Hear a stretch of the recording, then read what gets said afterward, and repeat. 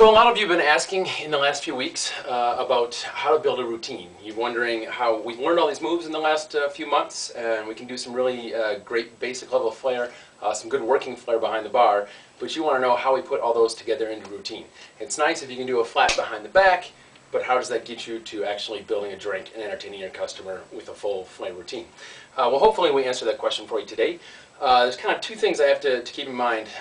You need to figure out, are you looking to build a routine for a show or for a competition?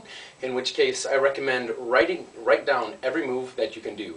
Go ahead and write down a shadow pass, and write down behind the back, and write down every move that you can do, and look at that list. You don't need to use every move that you have in your routine in your show. It's not a matter of showing everything you can do, but showing that what you can do well, and you can put it together with a certain flow that makes it look really nice and entertains whoever you're performing your show for. The other thing is, if you're, instead of looking to build a routine for a show or a competition, you're looking to build a routine then to actually use as you make drinks in your bar. So that being said, the best way I have, and it kind of works I guess with both the routine and, a routine for making drinks and for a show, is just start by doing a move and then seeing where that leaves you to add on other moves. So you can take that list that you've looked at, that you've written down, and look at all your moves and start with one. Say we'll start with an around the head grab, and it brings me to here. Now in building a routine, I got to think, okay, what moves do I know that I can do from here? I've gone into an around the head grab, and usually we've maybe just brought that down, or we've taken the around the head grab into a pour and been done with that. Well, maybe instead now, we'll do an around the head pour into here. I'll do a cut and throw behind the back like that. Or maybe instead, I'll do an around the head grab and think, okay, I can do a roll down the arm like that, and then once I'm here, where does that lead me to? Well, I can bring that into a behind the back, and then maybe into something like this. So that's combining. Really all we're doing is looking at all those moves you have on your list and combining which ones to see which ones flow into other moves. So if we put those together, we have an around the head grab, maybe with a roll down like that. I can go into a swipe through, behind the back. I can bring that back around, maybe into a push down pop-up. And I can go from here into a bunch of different ways. I can go from here maybe into a circle with a grab around like that.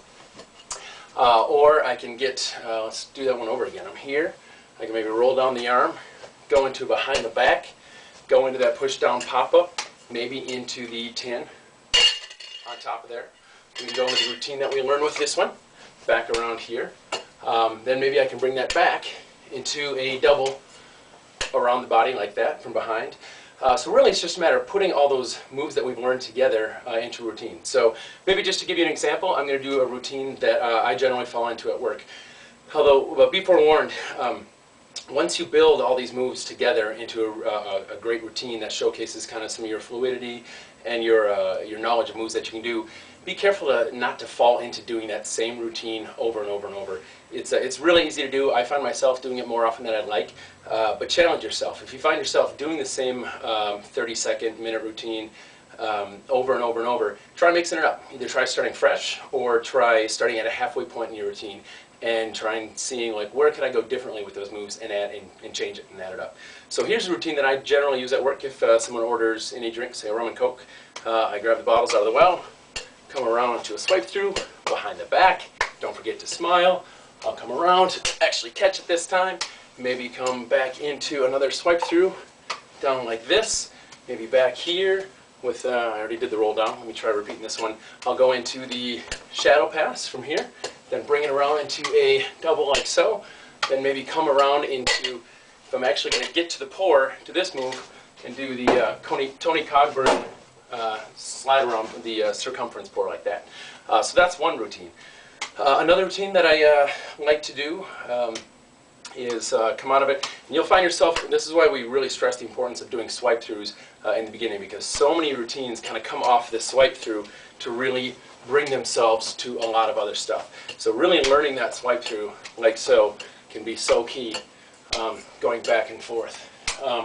Maybe into a catch around here with that, into this, and then this is maybe a little bit of exhibition flair, but I'll end with something like that.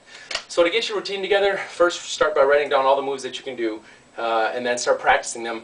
And as you do a move, you get to here and say, okay, what other move do I know that I can do from here? And maybe we'll bring it around to a swipe through. From here, I can either lift up and go in behind, or I can come from here and maybe do an around the head. And from here, I can either go into a pour, do a roll down, maybe do a swipe through like this, and then once I'm here, think, okay, what are the moves can I do to here? And getting back to that swipe through, so I'm at this move to here, coming back to that swipe through is a great way to use your base and then learn so many other moves off of that. So practice, practice, and good luck to you.